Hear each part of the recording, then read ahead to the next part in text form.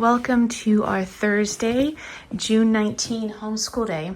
It's already around noon, and so we've done a lot. We're actually expecting company tonight. We are hosting an event, so we're only going to have a half day of school. Also, I had some appointments this morning, so I was out most of the morning, and my daughter has done a lot of her independent work, and so with a main lesson block like we have right now, where she has a lot of reading and writing to do independent of our main lesson and independent of the lessons that I'm doing with her, whether they be opening activities or the main lesson, makes it a little bit easier if I have other obligations for her still to get some work done. She's also tidied up the schoolroom, which is really nice. I really appreciate that. We still have to make a bit of a mess because we still have 2 days of school, but we are rapidly coming to an end. We're not getting everything done. That's pretty typical, but I'm glad that we actually have a last day of school. A lot of times we don't have like this official ending as well as we have official beginnings. I'm really good about doing a beginning of the day or beginning of the school year or beginning of a new main lesson block. But when it comes to endings, we sort of just kind of trail off. And so my daughter's really happy about having something that's official, and that would be tomorrow. So for today, I have a Zoom in like 20 minutes. And my daughter reminded me of that. And we're still preparing for our event tonight. So our actual main lesson and our opening activities probably won't begin until about 1:45 is my guess.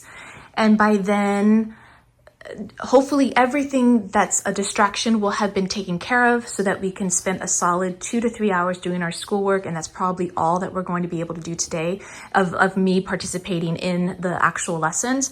And my daughter will have to do whatever is remaining of her independent work after that time, because I need to cook for tonight, which is really exciting. We're doing like a pizza bar sort of. So I'm making all different varieties of pizzas. I'm gonna be like home chef for the evening for our small gathering, which will be kind of exciting. Okay, so let's meet back for our opening activities, because I'm looking to do a game of Destination Mars with my daughter, which is going to be a lot of fun. I think what we've ended up doing is always playing 3 games so that we can have a tiebreaker. And even if someone wins the first 2 games, we still play a 3rd game.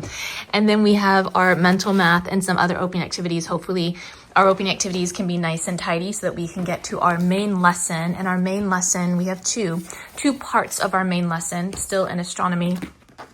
But we're going to continue with the seasons. We started with winter yesterday, and the seasons, the reason why we're going over the seasons is because it relates to the planet's tilt and the way that it travels in its orbit. And so that's why we're spending time on the seasons. But I am really excited to talk about the seasons locally and really talk about the flora and fauna that are unique here where we live based on our rainfall, and also the way that the curriculum suggests that you talk about the seasons is also to include all of the kingdoms. So it includes like the mineral kingdom. And so we're talking about the earth itself, like the dryness of the earth in winter, or the way that it comes alive in spring, or the way the humans utilize the land for those 4 seasons. So I'm really excited about that kind of presentation.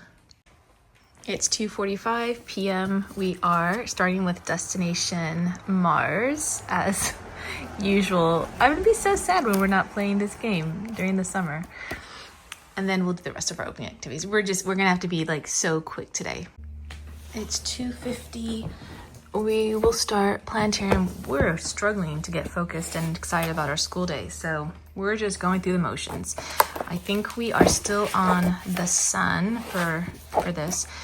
A note on using these books. A lot of times it's just enjoyable. It is something that takes up part of our opening activities, but oftentimes if you're not reviewing your previous reading or writing about it, it's as if that information is just lost. It just doesn't go anywhere.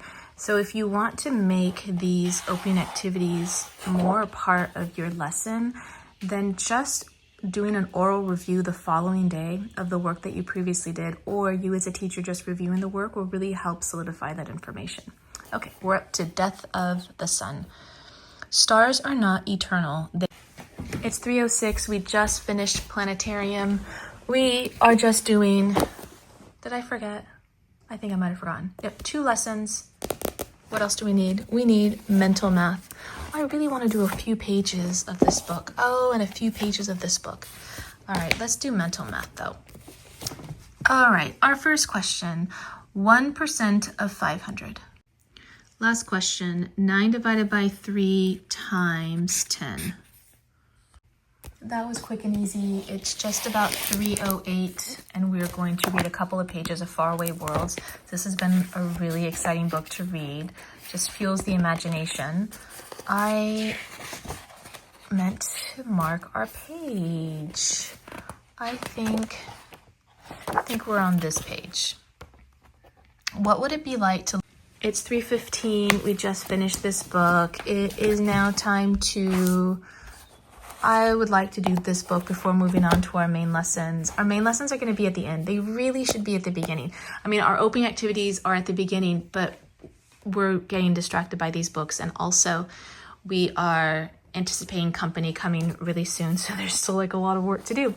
But let's start this book. I have mixed feelings about a book that with this title and these kinds of illustrations in the front, because I feel like they're intended for a very young audience, very juvenile, but the content itself is intended for an older audience. And the reason why I like it is because it delivers information that is complex in a very easy way to understand. So we're looking at gravity, we're looking at black holes and the escape velocity of black holes and dark matter and really interesting astronomical phenomena.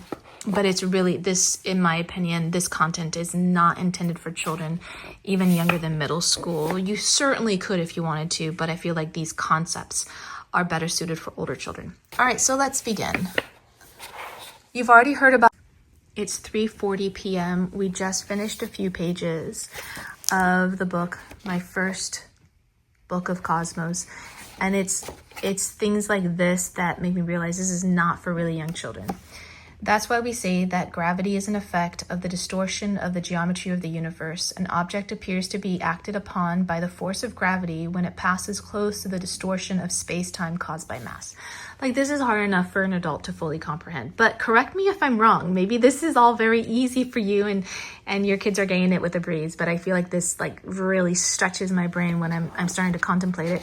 And even things like gravity, which we have two differing understandings about gravity, Newton's gravity and Einstein's gravity. So even that, and of course, gravity on Earth versus gravity in outer space, and all of the effects. Like once we start talking about moving at the speed of light, everything starts to change, right? So this kind of content really excites me, but I feel like it took so many generations of scientists to process this information to arrive at these conclusions. I don't think that children will understand gravity as well as they experience gravity. So they understand it through the experience, but the scientific explanation that's offered in this book, I think, is for an older student. It's 4:10 p.m. and we actually could not finish our last 2 lessons. Something came up, and so we're just gonna have extra to do tomorrow. That's gonna be the conclusion of our day. It was a half day. We barely got through any work. Sometimes that happens. It's already later in the afternoon. We have guests coming soon. So my daughter has already left for something that came up. So I can't even spend these last hour or so before guests come to finish up our lessons, but that's okay. Sometimes that happens. So that's it for our Thursday. Thank you for joining us on this half day of school, and I will see you Friday.